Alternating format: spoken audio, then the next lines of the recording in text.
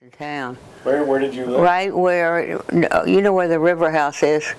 Right across the street. It sits sidewise.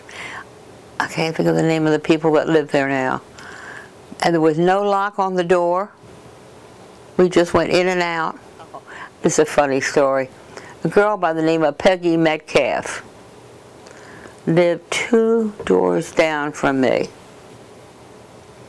And Peggy and I were naughty because we would go in the basement in her house almost every other day or so.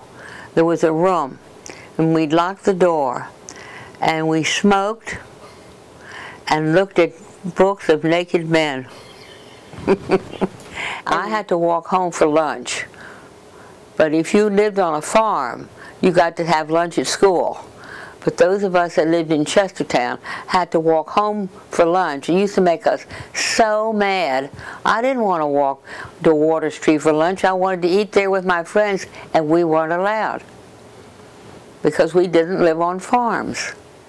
But I used to ride down that, they had fire drills, and there was that tube that we had to ride down, and the tube and the boys would help you at the bottom. Those boys would look up my skirt when I got to the bottom before they'd pull me out. You know, I don't know where we shot. There was a store in town called Margaret Jefferson, right there on High Street. And people went there to get their clothes. And then they'd walk down the street and show off. You know, one of the things that was really important when I was young was the defense plant. And it was important because that's where women worked. 500 women had jobs at the defense plant and absolutely adored it because they could go to work and work there and they got paid. That was my father's plant. When it blew up, the town really changed. Women did not have a job anymore. Where was that plant? It was right there on as you go to the country club. And yet it's interesting, the boys that were my age went to Wade to school too, but they went to Baltimore. They went to McDonough and a bunch of Baltimore schools, where us girls went to schools in Virginia. For some reason, a certain generation, they all it went must to have Virginia. Been. And yet, my parents had to drive me down in September, pick me up in December, drive me in January and pick me up in June, and they never came. Families never came then.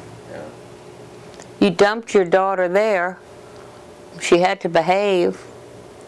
I guess everybody did. That was terrible. Originally I didn't. Okay. I loved Pittsburgh. And I had a wonderful job, and they wanted me to be headmistress of this school up there. Winchester Thurston, that's the name of the school. And they asked me to be headmistress. And I said, yes, of course. And then Sadie came home that night, or soon, and said, oh, and we're going to move back to Chestertown. I said, no, I'm not. And my mother said, Ann, you're married to him. You have to do what he says. So, recently, we were in corn, wheat, and soybeans, and no animals. Recently, a wine company has come to, my son Phil runs it, to Phil and asked him, would we grow grapes?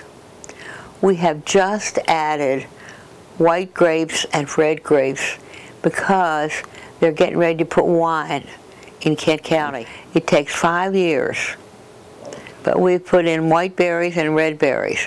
Now, I don't know, it's going to take 5 years. I may not be here, but it'll be interesting for the kids to see something new.